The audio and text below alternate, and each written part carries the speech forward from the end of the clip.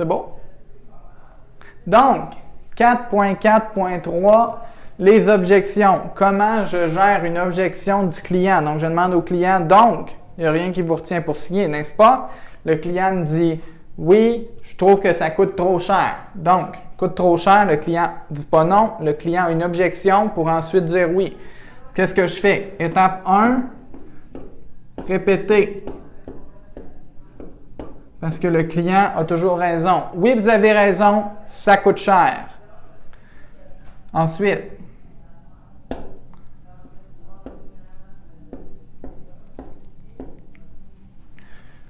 probe. Ça, c'est optionnel, là. Si je ne comprends pas exactement ce que le client veut dire, je peux lui poser la question. Vous avez raison que ça coûte cher. Qu'est-ce que vous voulez dire exactement par là? Ensuite, étape 3, répondre à l'objection. Donc, je lui dis pourquoi c'est normal que ça coûte cher. Là, je ne dis pas mais, je dis et. Donc, vous avez raison que ça coûte cher et, selon moi, c'est normal parce qu'on a besoin de beaucoup de ressources pour pouvoir vous offrir le meilleur service dont vous avez besoin, s'assurer que ce soit seulement les meilleures personnes qui travaillent sur votre dossier, puis qu'on les garde motivés. Ensuite, je repose la question où on m'a dit non en premier lieu, après que j'ai répondu à l'objection. Je dis donc, si je comprends bien, il n'y a rien qui vous empêcherait à prendre une décision maintenant, n'est-ce pas?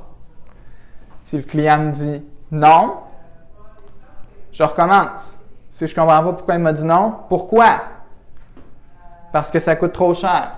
Vous avez raison, ça coûte cher. Et c'est normal, il n'y a rien qui vous empêche à prendre une décision, n'est-ce pas? Non. Pourquoi? Parce que j'ai fait affaire avec 3 firmes, puis ça n'a jamais fonctionné.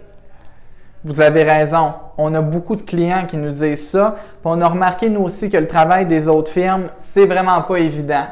Et c'est pour ça qu'on s'est assuré qu'avec notre firme, on engageait seulement les meilleurs. Puis je ne vous demande pas aujourd'hui de croire mes paroles, croyez nos résultats. Je vous présente mon étude de cas de mon client qui a eu un retour sur investissement de 15 fois. Vous voyez les chiffres. Donc, si je comprends bien, il n'y a rien qui vous empêche présentement à prendre une décision, n'est-ce pas? Si c'est nécessaire, on continue. S'il dit oui, on a une note oui. Donc, c'est jamais oui du premier coup, c'est non, non, non, oui.